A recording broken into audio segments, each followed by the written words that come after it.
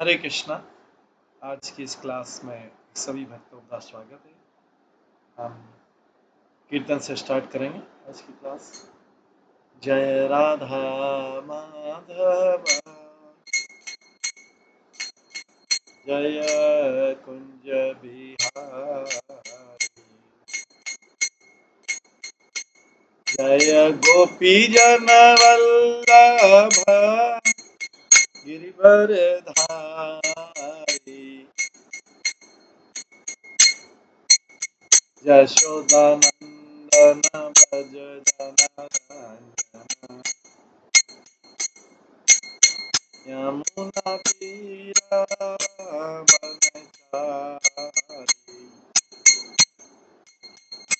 जय राधा माधव कुंज बिहारी।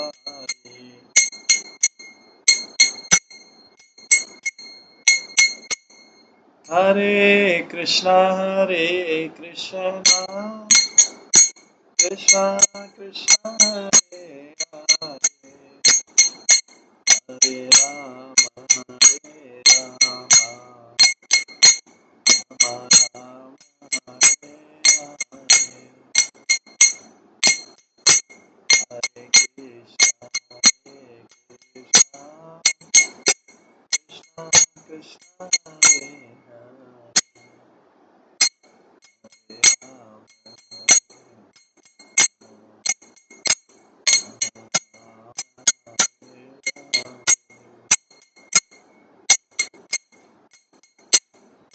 कृष्णा कृष्णा कृष्णा हरे हरे हरे राम राम राम हरे हरे हरे कृष्णा कृष्णा कृष्णा हरे हरे राम राम राम हरे हरे हरे कृष्णा कृष्णा कृष्णा हरे हरे हरे राम राम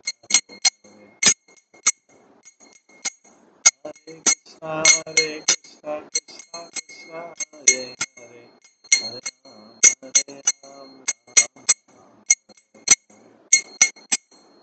कृष्णा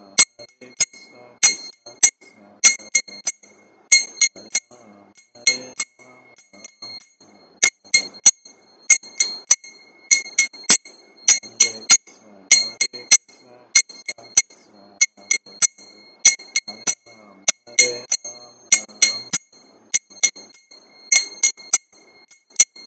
जय राधा गोविंद राधा गोविंद राधा जय राधा माधव राधा माधव राधा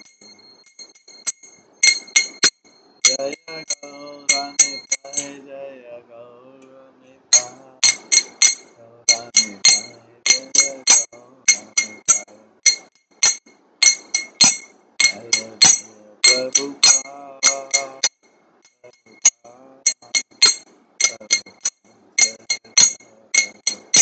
निताय गौर हरि हरि हरि निताय गौर श्री श्री राधा गोविंद देव की जय। श्री जगन्नाथ बलदेव सुभद्रा महारानी की जय। श्री गौर निताय की जय। श्री प्रभुपाद की जय। सभी भक्त गणों की जय। हरे कृष्णा।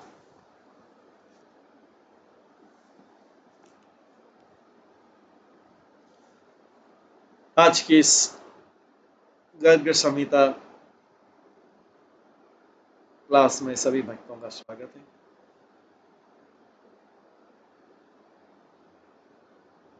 कल हम श्रवण कर रहे थे गर्ग संहिता के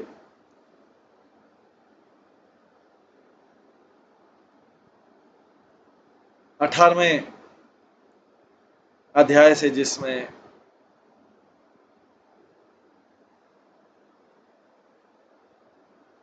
भगवान ने अपनी दही मक्खन चुराने की लीलाएं प्रदर्शित की थी।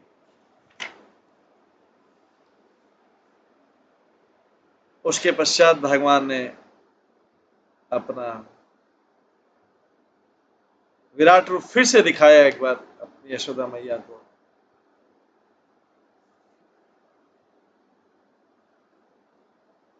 आज हम उसी में 19वें अध्याय में श्रवण करेंगे। जो दो अर्जुन वृक्ष हैं,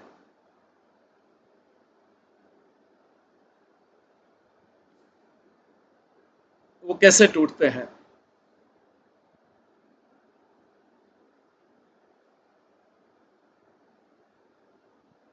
दो अर्जुन वृक्षों का कृष्ण के द्वारा तोड़ा जाना। 19वां अध्याय। तो नारद मुनि कहते हैं,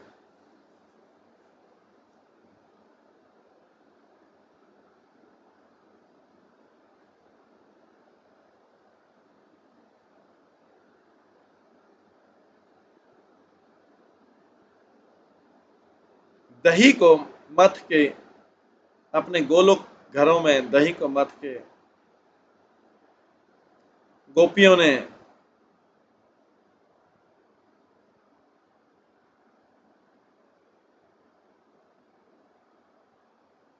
भगवान गोपाल के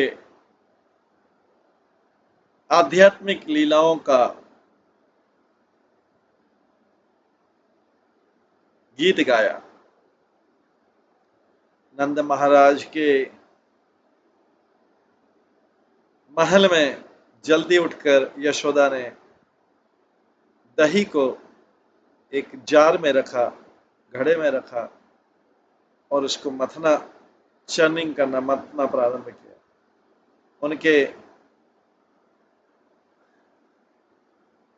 जो कंगने थे वो आवाज कर रहे थे। नंद का पुत्र तुरंत आए और डांस करने लगे कुछ माखन को लेने के लिए। डांसिंग करते हुए अपनी माता को अनुसरण करते हुए, माता का अनुकरण करते हुए, और उनके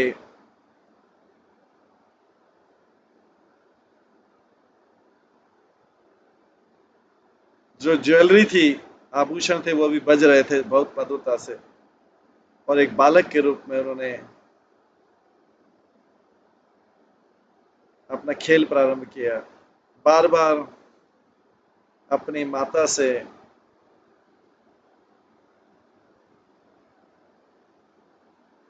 ताजा माखन मांगते हुए, जो बुद्धिमान कृष्ण थे, अपने हाथ में एक रत्न लिया और उस दही के मथने वाले पात्र पे जोर से मारा और भाग गए। सुंदर यशोदा भागते हुए अपने पुत्र को पकड़ नहीं पाई, क्योंकि उन्होंने हमेशा एक हाथ दूरी बना के रखा था।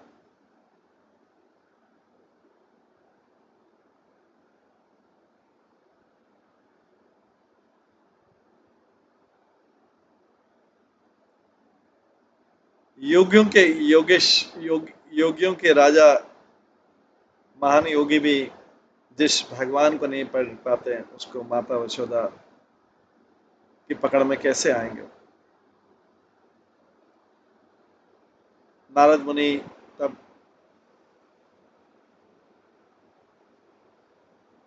राजा बहुलास्व से बोलते हैं, राजाओं के राजा भगवान हरि ने फिर बताया कि किस तरह से वो अपने आप को भक्तों के वश में कर लेते हैं। यशोदा मैया ने अपने बालक को पकड़ा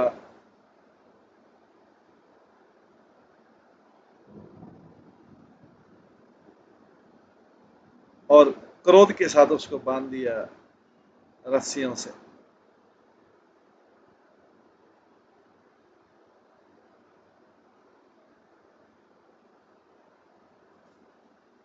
उखल के साथ बांध दिया।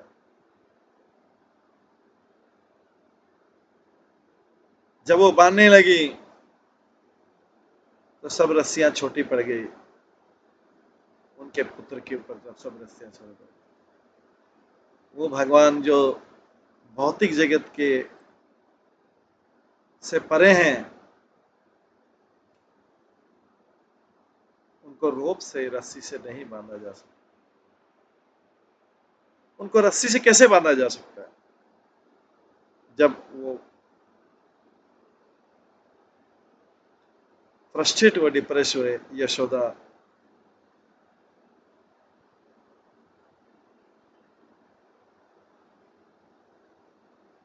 ने प्रयत्न करने बंद करने वाली थी, तब भगवान कृष्ण अपने आप उससे बंधे। हे राजा, नारद मुनि कहना बोलो को सुना रहे, और राजा जो कृपा उन्होंने अपनी माता के ऊपर की, उन्होंने कभी बड़े बड़े तपस्वियों और दार्शनिकों के ऊपर भी नहीं की।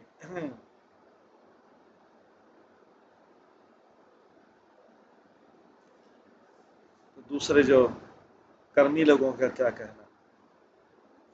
भगवान कृष्ण ने उन सब लोगों को, बड़े बड़े लोगों को मुक्ति दी, लेकिन भक्ति नहीं दी। गोपियां कहती है हमारे घर में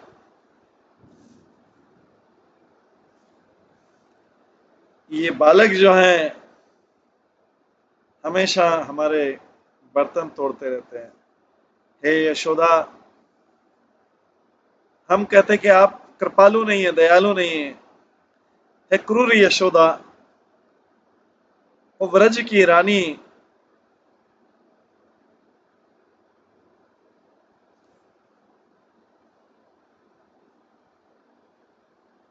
आप इसको इसलिए मार रहे हैं कि इसने एक मिट्टी का बर्तन तोड़ दिया।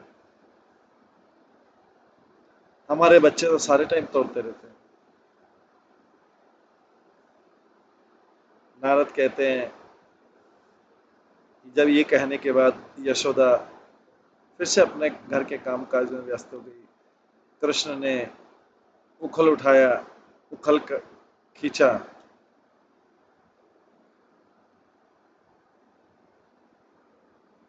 और बच्चों के साथ ही यमुना चले गए।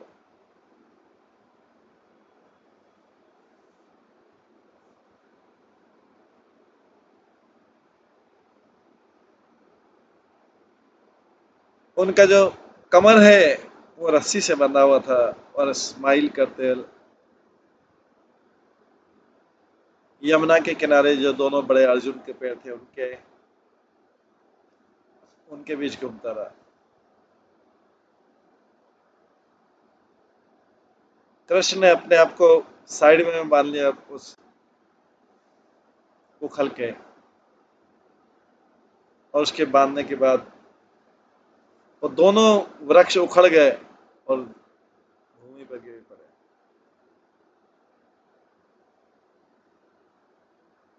भूमि पर गिर पड़े।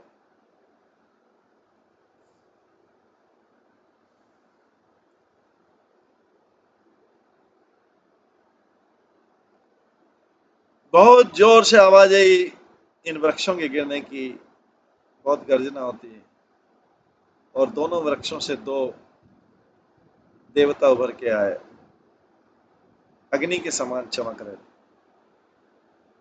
उन्होंने उन भगवान दामोदर की जो रस्सी से बंधे होते उनकी परिक्रमा की, उनके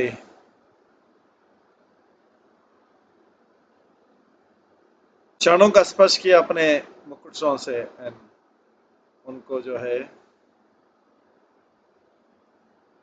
प्रणाम किया। दोनों जो देवता थे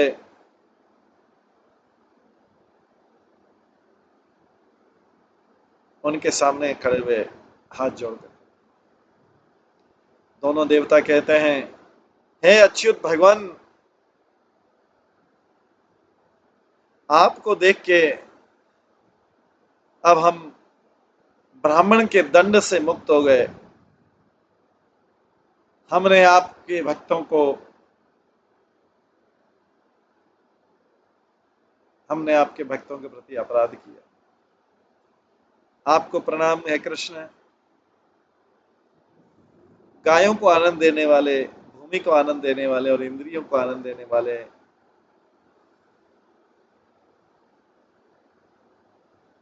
आप ही इस जगत का मंगल हैं, आप ही कृपा के सागर हैं। हे भगवान, जिनकी जिनकी कमर रस्सी से बंधी। नारायण मुनि कहते हैं, इस प्रकार भगवान हरि के सामने झुकते हुए दोनों देवता उत्तर की ओर चले गए। तब जो नंद महाराज, जो डरे हुए थे एकदम, और उनके साथ में सब ग्वाल बाल आए, जब उन्होंने पूछा सबसे कि दोनों वृक्ष कैसे गिरे बिना कोई हवा के, हे ब्रज के गोपों बताइए, ब्रज के बालकों बताइए। तो ब्रज के बालक बोलते हैं, कृष्ण ने दोनों गिराए, और हमने देखा कि इन दोनों से, वृक्षों से दो बहुत एफल्जेंट पुरुष बाहर निकले। वो कृष्ण के सामने झुके और फिर उत्तर की ओर चले। नारद कहते हैं, वो उन्होंने छोटे बच्चों की बातों पे विश्वास नहीं किया। नंद महाराज ने फिर अपने बालक को रस्सी से खोल दिया,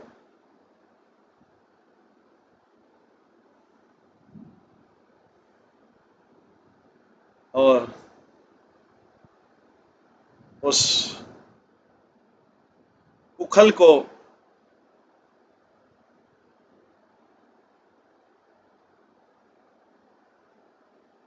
अलग रख के बच्चे को अपनी गोद में लिया, उसको गले लगाया, उसको सूंघा, अपनी पत्नी को डांटा और 100 गाय ब्राह्मणों को दान में। तो बहुलाश्व जो राजा है पूछते हैं,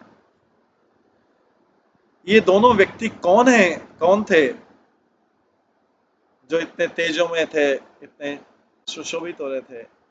है देवताओं के ऋषि, हमें बताइए, और किस पाप के कारण ये दोनों अर्जुन के वृक्ष बन गए थे? नारद मुनि कहते हैं, दोनों देवता थे, नल कुबेर और मणिग्रीव, कुबेर के पुत्र थे। एक दिन दोनों नंदन वन में गए और वहां पर दिव्य गंगा बहती है। ये दोनों ने उस समय वारुणी का नशा किया और अपने धन का अभिमान करके ये दोनों बिना वस्त्र के घूम रहे थे, और अप्सराएं उनके सामने गा रही। उसी समय महान ऋषि देवल जो हैं,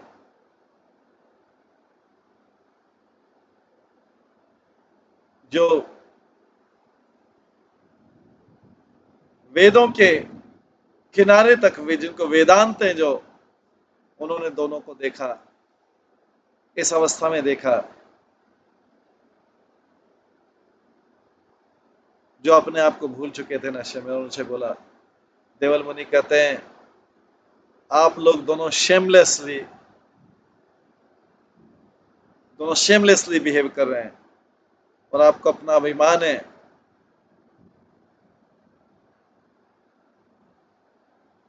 वृक्षों के समान खड़े हुए हैं। मैं आपको श्राप देता हूं कि आप पृथ्वी पे 100 वर्षों तक इस प्रकार से वृक्ष बनाए रहे। देवल मुनि ने इसके बाद द्वापर के अंत में भारतवर्ष में, मथुरा जिले में, ब्रज मंडल में, यमुना के किनारे महावन वन में आपको जब पूर्ण पुरुषोत्तम भगवान कृष्ण के दर्शन होंगे, जो कि गोलोक के स्वामी हैं और जिनको दामोदर कहते हैं, जब वो आपको देखेंगे, आप अपना फिर से मूल रूप प्राप्त करेंगे। नारद मुनि कहते, इस प्रकार से देवल मुनि के कर्ष से नल कुबेर और मणिग्रीव वृक्ष बन जाते हैं और भगवान कृष्ण के द्वारा उद्धारित होते हैं। तो देखिए, भागवतम में लिखा है कि नारद मुनि इनका उद्धार करते हैं, मणि कुबेर नल कुबेर। इधर लिखा है देवल मुनि, क्योंकि अलग अलग समय में अलग अलग लीलाएं में थे, तो अलग अलग ऋषि जो थे ये लीलाएं करते थे।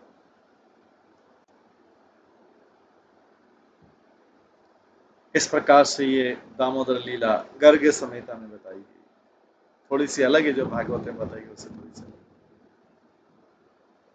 इसके पश्चात ये लीला खत्म होता है।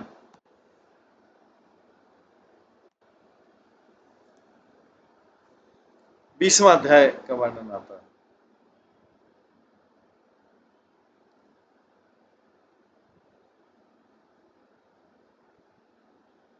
दुर्वासा मुनि का माया का दर्शन और फिर नंद के पुत्र कृष्ण का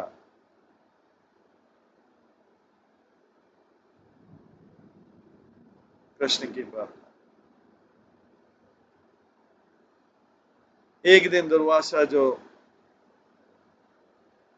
साधुओं में सिंह के समान है, ब्रजमंडल में आए भगवान कृष्णचंद्र को दर्शन करने के लिए, जो पूर्ण पुरुषोत्तम भगवान महावन के किनारे यमुना के उस तट पर रेतीले तट पर जहां पे बालू है, उन्होंने भगवान कृष्ण को देखा।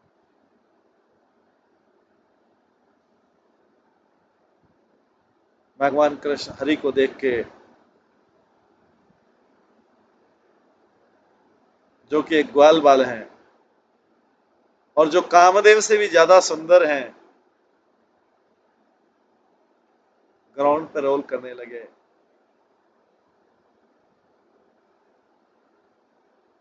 और दूसरे बालकों के साथ में फाइट करने लगे और भागने लगे। निर्वस्त्र थे और उनके जो अंग हैं श्याम वर्ण के थे, धूल से भरे हुए थे। दुर्वासा मुनि को अद्भुत आश्चर्य भी, ये भगवान ऐसे बालक धूल में खेल रहे हैं। दुर्वासा ऋषि अद्भुत आश्चर्य बोले,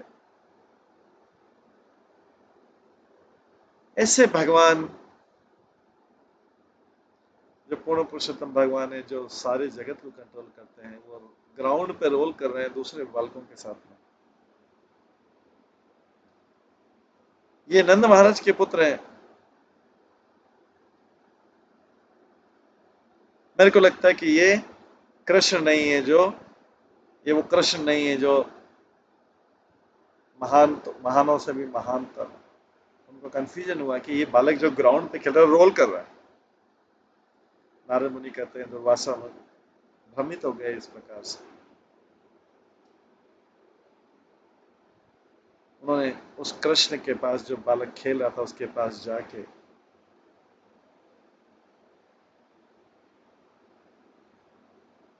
गए वहां पे। कृष्ण जो उनके जाके उनकी गोदी में बैठ गए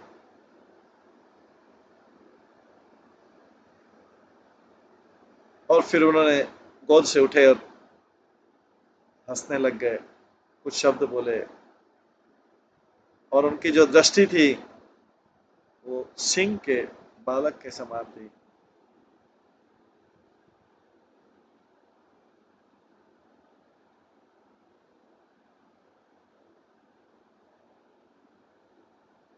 फिर कृष्ण फिर से गए उनके पास, फिर कृष्ण हंसने लगे और वो दुर्वासा मुनि कृष्ण के शरीर के अंदर चले गए।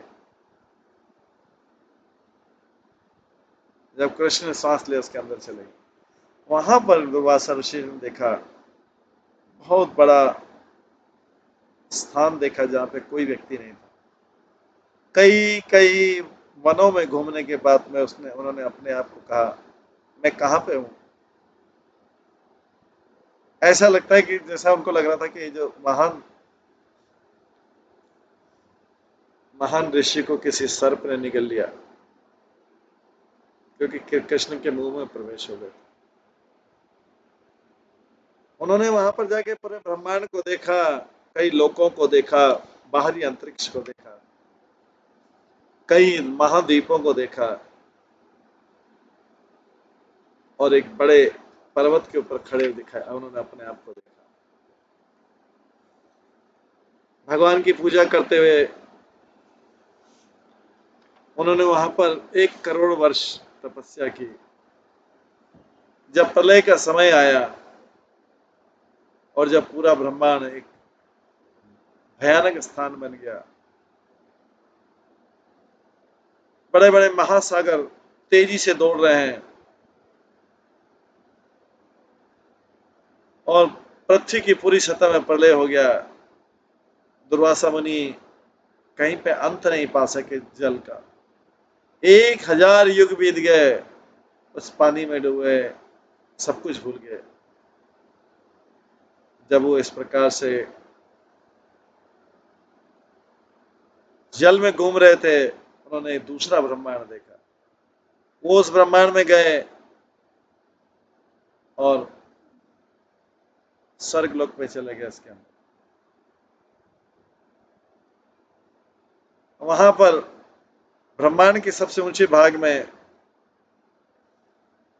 ब्रह्मा का जीवन जैसा समय भी व्यतीत किया। वो उन्होंने फिर एक खुला हुआ रास्ता देखा और उसमें प्रवेश कर गए। भगवान हरि के पर ध्यान करते हुए उस फिर ब्रह्मांड के बाहर आ गए। वहां पर उन्होंने बहुत बड़ा महासागर देखा। वो सागर में उन्होंने देखा कि कई कई कई करोड़ ब्रह्मांड तैर रहे हैं। ब्रह्मांड की तरफ देखते हुए उन्होंने विरजा नदी को देखा। विरजा नदी को क्रॉस करने के बाद में जो संत हैं, गोलोक वृंदावन में प्रवेश किया। गोलोक वृंदावन के वनों को देखते हुए, गोवर्धन हिल को देखते हुए, यमुना किनारे को देखते हुए संत दुर्वासा बहुत प्रसन्न हुए। वो फिर एक वन के झुंड में वन के कुंज में प्रवेश किए गए। वहां पर गोपा गोपी और करोड़ों करोड़ों सुरभि गाय थी। वहीं प्रकाश के व्रत में इतना ऐश्वर्य, जैसे करोड़ों करोड़ों सूर्य रहते हैं और उस ऐश्वर्यपूर्ण दिव्य कमल में जिसके 1000 पेटल्स थे, उन्होंने भगवान कृष्ण को देखा।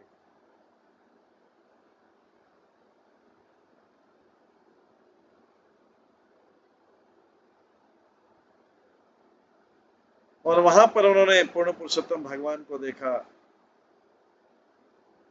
जो राधा के पति हैं, गोलोक के राजा हैं और करोड़ों ब्रह्मांडों के स्वामी।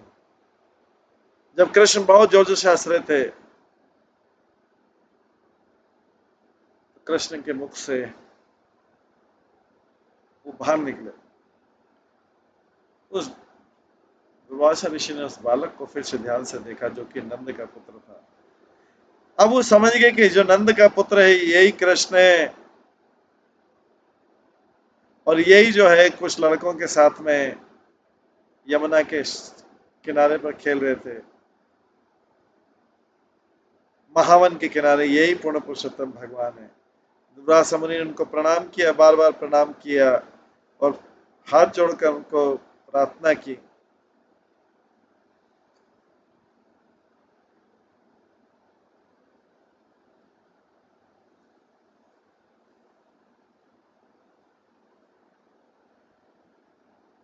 संत दुर्वासा कहते हैं,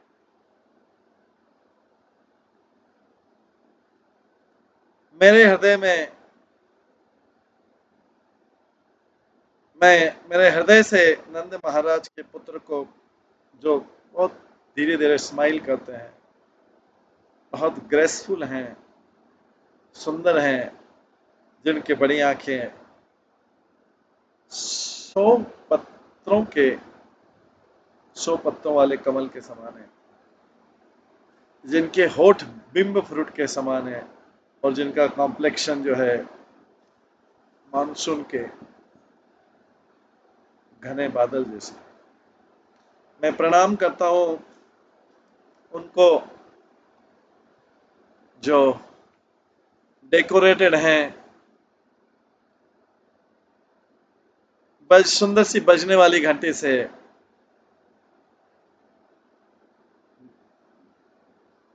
गहनों से और 9 रत्नों वाली एक बेल्ट से ब्यूटीफुल नेकलेस पहन रखा है।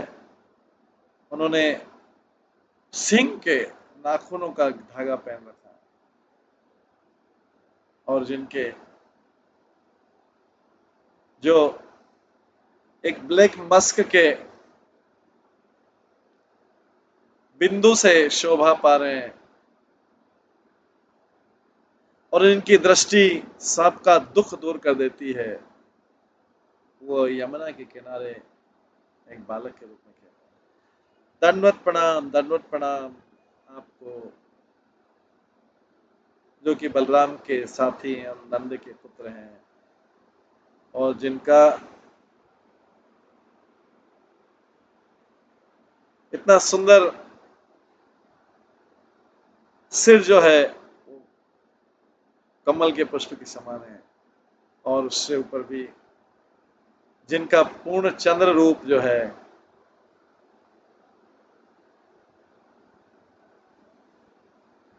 कर्ली लॉक्स, घुंघराले बाल,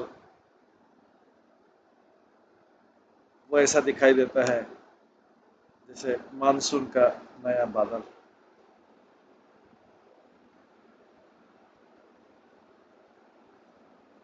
नंद का पुत्र जो है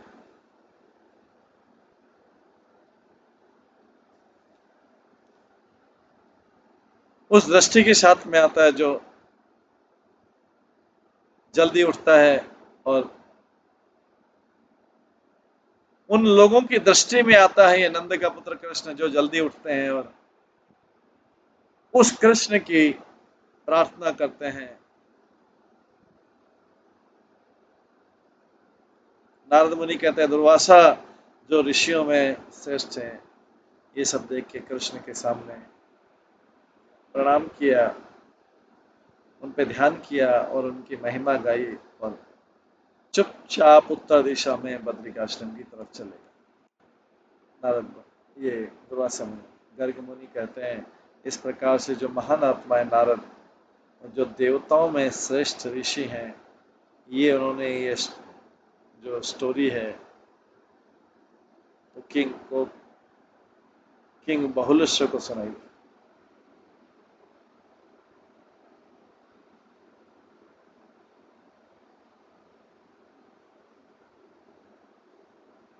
गर्ग मुनि बताते हैं, उन ब्राह्मणों को बोलते हैं कि मैंने ये स्टोरी, ये कथा भगवान की इस ऐश्वर्यपूर्ण आध्यात्मिक महिमा सुनाई। इससे सुनने से कलयुग के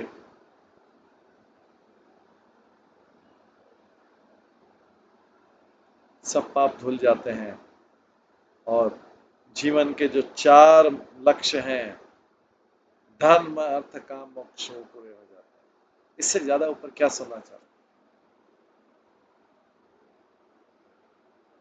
शौनक ऋषि बोलते हैं, उसके बाद बहुलाश्व जो मिथिला का राजा, उसने नारद मुनि से फिर आगे क्या पूछा। नारद जो बड़े शांत टीचर हैं आध्यात्मिक ज्ञान, उनसे क्या पूछा।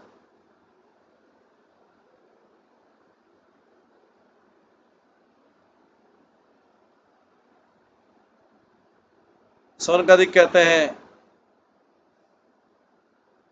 जब ये प्रश्न पूछते हैं किसका धन जो है तपस्या है, मुझे बताइए। गर्ग मुनि कहते हैं,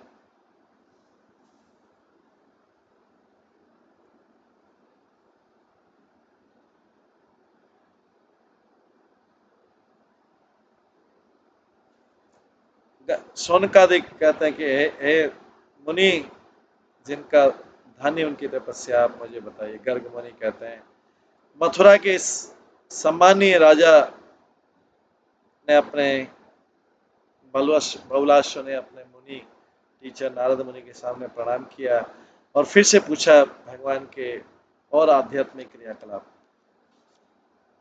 बहुलाश्व कहते हैं।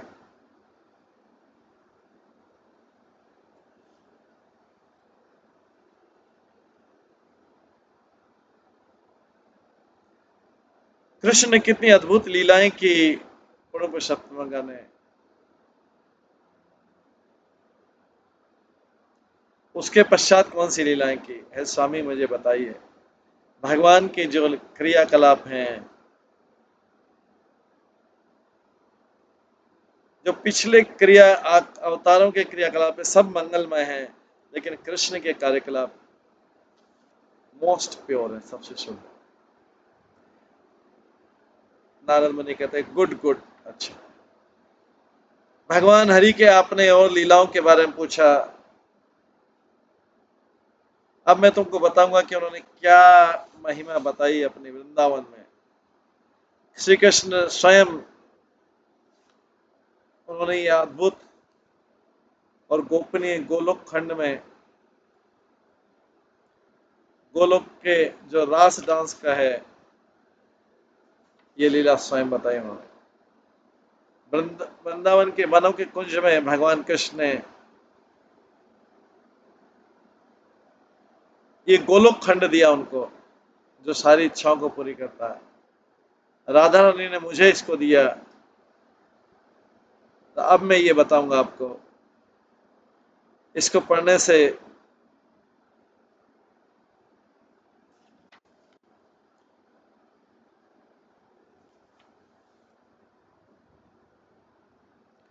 ब्राह्मण जो है सारे शास्त्रों में विद्वान बन जाता है।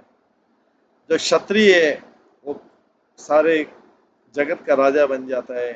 वैश्य जो है वो महान धन का स्वामी बन जाता है। और जो शूद्र है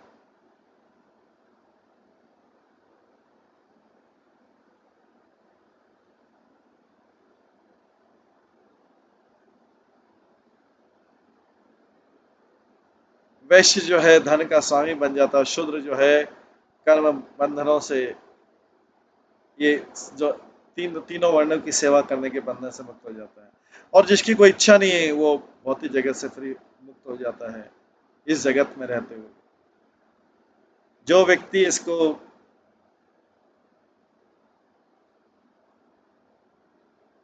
नियमित रूप से और अच्छी तरह पढ़ता है, भक्ति के साथ भगवान कृष्ण के धाम चला जाता है, जो कि इस भौतिक जगत के ऊपर है। इस प्रकार से ये पहला कैंटो, जिसमें ये सारे अध्याय थे, ये खत्म होता है। पहला कैंटो था जिसको बोलते हैं गोलोक खंड। पहला खंड था जो गोलोक खंड था।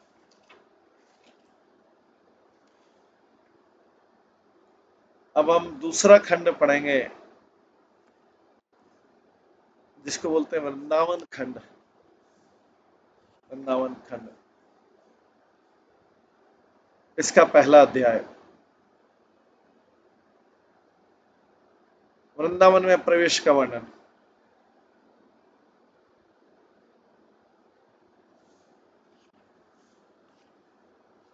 इसका पहला अध्याय तो गर्ग मुनि कहते हैं, श्री राधा कृष्ण जो दोनों अपनी भुजा उठा के, जिनकी दोनों की भुजाएं उठी हुई है और उनकी जिनका ग्रीवा गर्दन जो है शंख के समान है, यमुना के किनारे घूमते हैं, जहां पर कई प्लेफुल खेलने वाले कुक्कूस हैं, पैरट्स पक्षी हैं।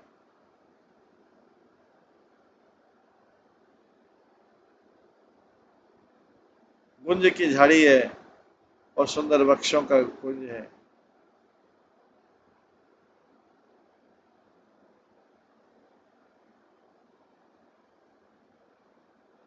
मैं अंधकार में, अंधकार के अज्ञान रूपी अंधकार में उत्पन्न हुआ।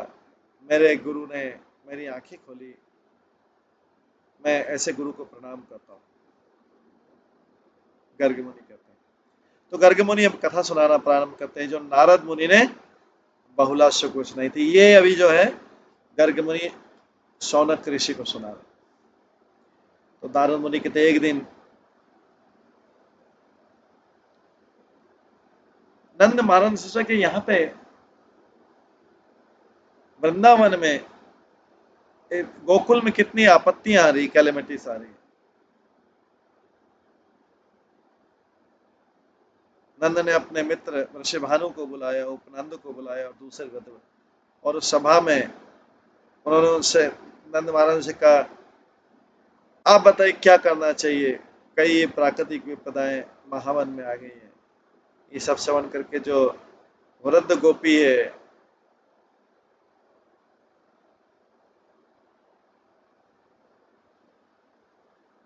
जो वृद्ध गोप हैं, सनंद जो सलाह देने में एक्सपर्ट हैं, उन्होंने कृष्ण और बलराम को अपनी गोदी में बिठाया। ये नंद की उम्र के थे, उनके भाई लोग, और नंद महाराज से बोला, सनंद बोलते हैं हम सारे लोग और हमारे सारे मित्र हैं, हमको इस जगह को छोड़ देना चाहिए, दूसरी जगह पे जाना चाहिए जहां पे कोई प्राकृतिक विपदा नहीं। ये जो बालक कृष्ण है,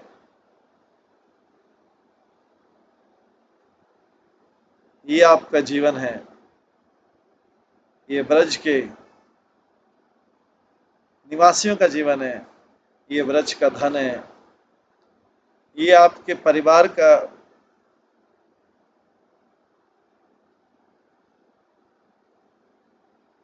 शाइनिंग लैंप है, ये आकर्षण है अपने बाल्यकाल के खेलों के कारण।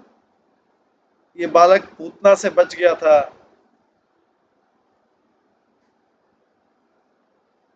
पूतना से बच गया था, पूतना से बचा लिया गया था। ये इसने ही बुलक कार्ट जो है, बैलगाड़ी है, उसको उल्टा था, इसने ही तनावत को,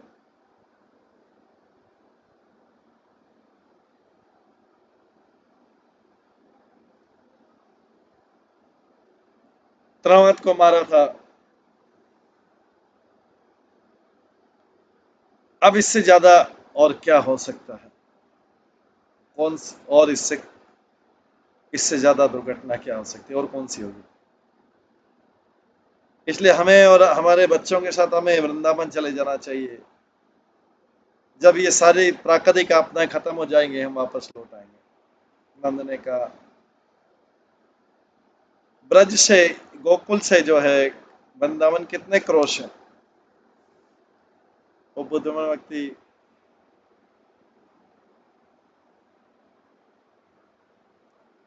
बताइए कि वो किस प्रकार दिखता है और उसमें कैसे प्रसन्न रह सकते हैं उस स्थान। श्री सनंद बोलते हैं, बुद्धिमान लोग जानते हैं कि मथुरा मंडल जो है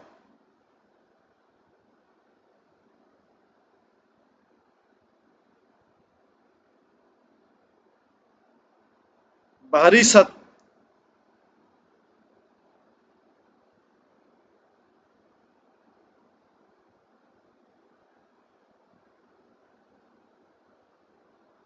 मथुरा मंडल जो है बरिसत प्रदेश के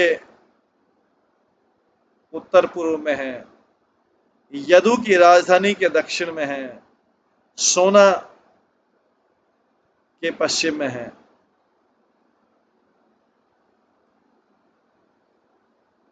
लोग बोलते हैं कि जो ये ऐश्वर्यपूर्ण आध्यात्मिक भूमि है ब्रज मथुरा मंडल की, ये 21 योजन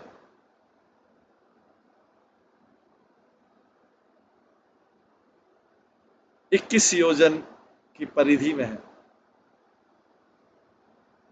वसुदेव के महल में मैंने गर्ग मुनि से सुना था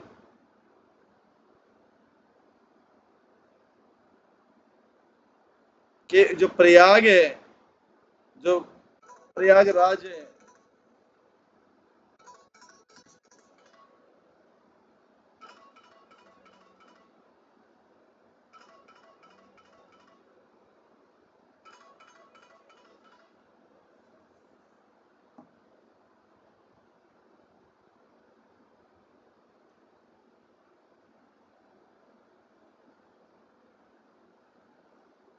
जो सारे तीर्थों का राजा है, वो भी मथुरा मंडल की पूजा करते हैं। इस मंडल में वृंदावन का वन है जो सारे वनों से श्रेष्ठ है और सुंदर है, और इसमें भगवान कृष्ण के सुंदर लीलाएं होती है। वैकुंठ, वैसे तो वैकुंठ से ऊपर कोई स्थान नहीं है, और वैसा कोई जगह नहीं था, कोई जगह नहीं होगा, लेकिन वैकुंठ से भी जो श्रेष्ठ है वो है वृंदावन है, जहां पर गोवर्धन पर्वत है, जहां पर यमुना के किनारे पर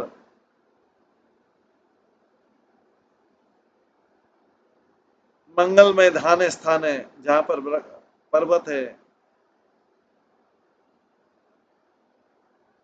बृहत सानु पर्वत है, जहां पे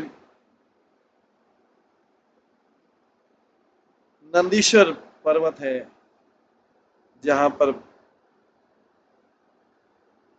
बड़े बड़े वन हैं 24 कोस तक फैले हुए। जो सुंदर वृंदावन है वो एक आदर्श स्थान है गायों के लिए, गोपों के लिए, गोपी के लिए।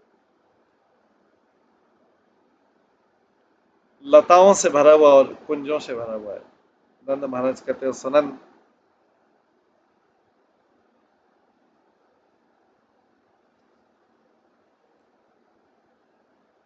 ये जो तीर्थों के राजा हैं, इन्हें प्रयागराज ने कब ब्रज की पूजा की थी, मैं जानना चाहता हूँ। मैं उसके बारे में बहुत उत्सुक हूँ। तब सनंद, श्री सनंद बोलते हैं, जब ब्रह्मा जी प्रलय करने के बाद निद्रा करते हैं, तो जो शंख शंखासुर है, जो जो वेदों का कट्टर शत्रु है, उसने देवताओं को हरा दिया, वेदों को चुरा लिया और समुद्र में छिप गया। जब वेद चले गए, देवताओं की शक्ति कम हो गई, तब जो है मत्स्य का रूप धारण कर भगवान हरि, जो सारे यज्ञों के स्वामी, उससे युद्ध किया, प्रलय के सागर में युद्ध किया। जो बहुत शक्तिशाली शंखासुर था, भगवान हरि के ऊपर उसने त्रिशूल फेंका, अपने चक्र से भगवान हरि ने उसको त्रिशूल को 100 भागों में बांट दिया। अपने सिर से और शंखासुर ने भगवान विष्णु की छाती पर प्रहार किया। हालांकि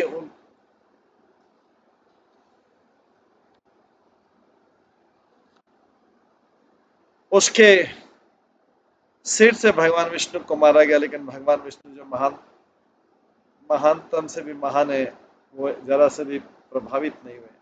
उन्होंने गदा हाथ में लेके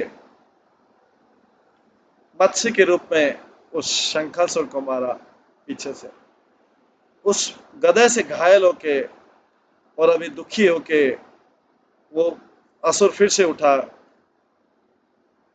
और फिर से अपने पैरों से, अपने मुक्कों से उसने भगवान को फिर से मारा। अपने चक्र से क्रोधित भगवान ने उस असुर का जो है कठोर सिर को अलग कर दिया। हे ब्रज के राजा, शंखासुर को पराजित करने के बाद भगवान विष्णु देवताओं के साथ प्रयाग गए और ब्रह्मा जी को सारे वेद जो चुरा लिए थे इसने, शंखासुर ने उसको रिटर्न किए। तब सारे वेदों से के साथ ब्रह्मा जी ने वैदिक यज्ञ किया।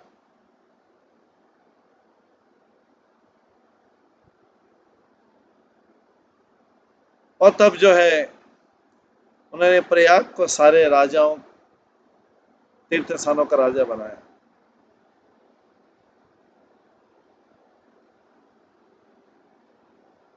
तब जैसे एक खिलौना जैसा छत्र रहता है, ऐसे ही नित्य एक नित्य वट वृक्ष ने प्रयाग को राज को छाया दी। जब उनका अभिषेक चला था, प्रयागराज को छाया दी इस एक विशाल वृक्ष ने। गंगा यमुना ने उनको फैन किया, चमर किया, और सारे जो होली प्लेसेस जम्बू द्वीप में सब आए, सबने प्रयागराज को प्रणाम किया।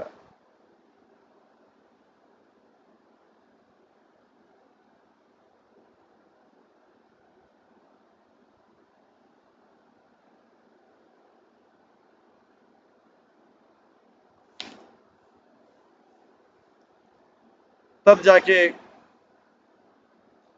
जो जम्बूद्वीप के सारे तीर्थराज थे आए, उन्होंने प्रयागराज को ऑफरिंग की।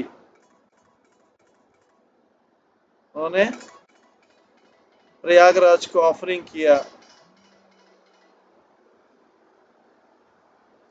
उसको झुक के प्रणाम किया। जो सारे तीर्थ स्थानों में प्रयाग को प्रणाम किया।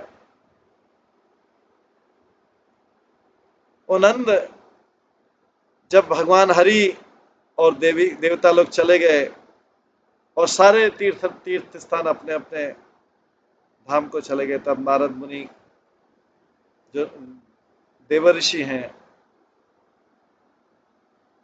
जो कि झगड़ा कराने के करने के शौकीन हैं, आए और उन्होंने प्रयाग को पास गए। और जो प्रयाग जो तीर्थों का राजा है,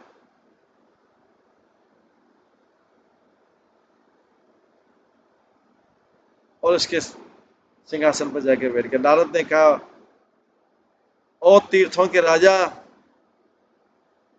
सारे तीर्थ आपको प्रणाम करते हैं और सब आपको ऑफरिंग देते हैं, आपको भोग लगाते हैं।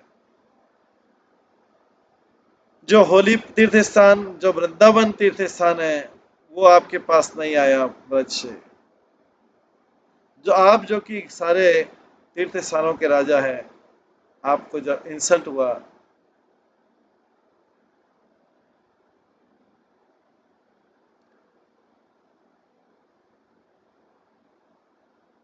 ये सारे तीर्थ स्थान जिनका हेड वृंदावन है, वो आया नहीं, इससे आपको इंसल्ट हुआ। सनंद कहते हैं, ये शब्द सुन के नारद चले गए। तो प्रयागराज जो क्रोधित होके भगवान हरि के पास में गए, हरि के धाम में गए, भगवान हरि के सामने प्रणाम करके, जो लक्ष्मीपति हैं उनकी परिक्रमा करके और हाथ जोड़ के उनके सामने खड़े होके सारे तीर्थों के संगम में के प्रयागराज ने, जो तीर्थों का राजा है, कहा, हरि से कहा, हे भगवान,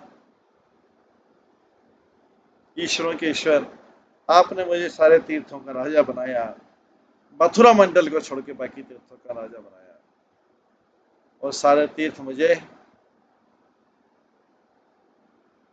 मेरे पास ऑफरिंग करने आते हैं। लेकिन जो ब्रज है, ब्रज के तीर्थ स्थान, उसने मेरा इंसल्ट किया। मैं आपके महल में आया हूँ ये कहने के लिए। भगवान कहते हैं, मैंने आपको सारे तीर्थ स्थानों का, पृथ्वी पे जो सारे तीर्थ स्थान थे, उसका राजा बनाया है, लेकिन मैंने अपने घर का राजा नहीं बनाया है। मैंने आपको अपने घर का राजा नहीं बनाया है।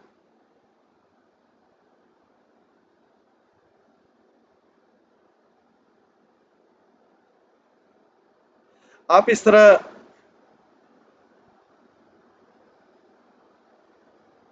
मेरे घर का राजा बनना चाहते हैं और इस तरह से पागल जैसी बात कर रहे हैं।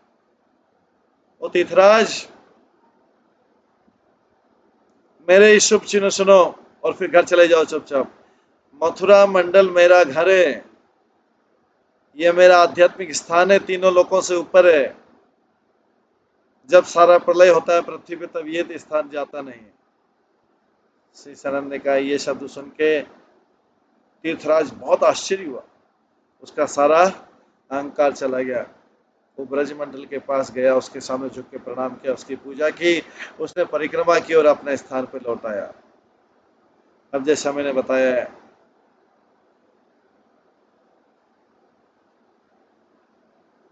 कि अब मैंने तुमको सुना दिया है कि किस प्रकार से जो मथुरा मंडल है, मैंने स्वयं देखा है कि ये पृथ्वी का भी अहंकार को खत्म कर देता है। इससे ज़्यादा आप क्या सुनना चाहते हैं? नंद कहते हैं, मथुरा ब्रजमंडल ने पृथ्वी का अभिमान क्यों तोड़ा, मुझे सुनाइए। श्री सनंद कहते हैं,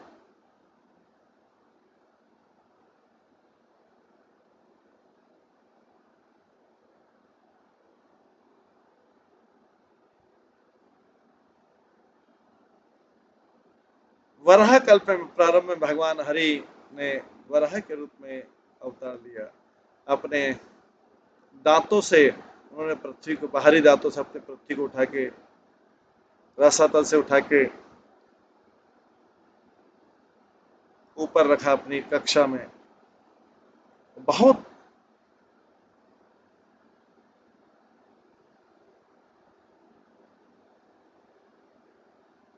सुंदर दिख रहे थे इस अवस्था में।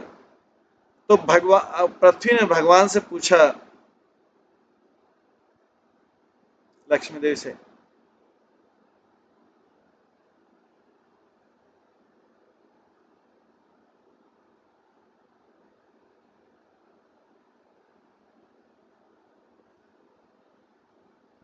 आप मुझे कहाँ स्थापित करेंगे, मुझे बताइए हे भगवान। मैं तो देख रही हूँ कि सारा ब्रह्मांड पानी से भरा हुआ। वरा बोलते हैं, जहाँ पे तुम्हें कुछ वृक्ष जो हैं पानी से ऊपर दिखेंगे, वहां पे मैं तो रखूंगा, उन वृक्षों को देखना चालू करो।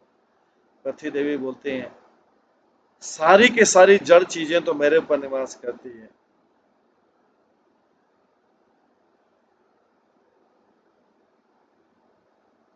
मेरे अलावा और कौन सा विश्राम का स्थान है जिसके ऊपर पर वृक्ष खड़े हैं?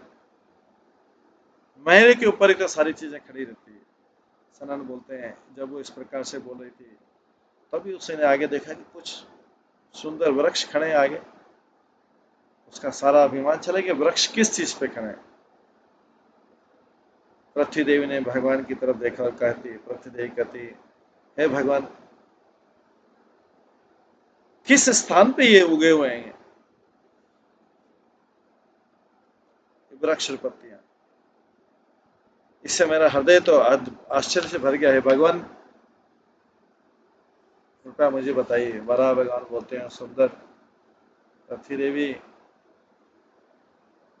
ये देखिए तुम, ये है मथुरा मंडल आध्यात्मिक, ये गोलोक का भाग है। प्रलय आने पर भी ये नष्ट नहीं होता। सनन कहते हैं, इस प्रकार से सुनने के बाद में पृथ्वी देवी अद्भुत से, पृथ्वी देवी का सारा गर्व चला गया और अद्भुत से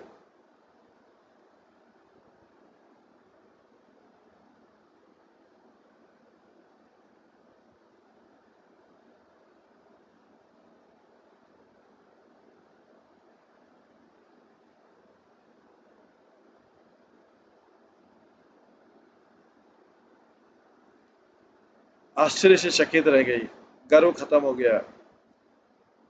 और नंद महाराज, इस कारण से ब्रज जो है सारे स्थानों में श्रेष्ठ। जो भी ब्रज की इस महिमा को सुनता है मुक्त हो जाता है। हालांकि इस जगत में ही रहता है, इस जगत में रहते मुक्त हो जाता है। ये जान लो कि मथुरा ब्रज मंडल है जो प्रयागराज से ऊपर, जो प्रयागराज स्वयं तीर्थों का राजा। इस प्रकार से मथुरा मंडल की महिमा की स्थापना हुई। इसके अगले अध्याय में गिरिराज गोवर्धन का जन्म कैसे हुआ बताया जाए। तो आज की क्लास को यहीं पे विराम देते हैं। हमने सुना कि किस प्रकार से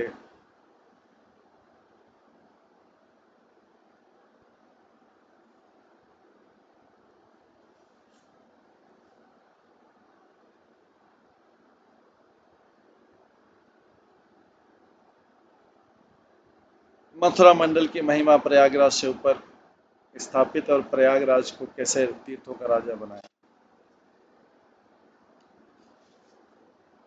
तो आज की कथा को यहीं पर विराम करते हैं, समय भी हो गया। इसके आगे की कथा हम कल की क्लास में करेंगे। सभी भक्तों का बहुत बहुत धन्यवाद। सब भक्तों के लिए एक बार हरे कृष्ण महामंत्र का जप करते हैं। हरे कृष्णा कृष्णा कृष्णा हरे हरे, हरे राम राम राम हरे। श्री श्री गर्ग संहिता की जय।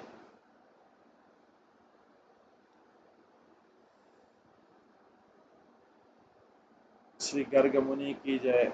श्री प्रभुपाद की जय। सभी भक्तगणों की जय। हरे कृष्णा कृष्णा कृष्णा हरे हरे, हरे राम राम राम।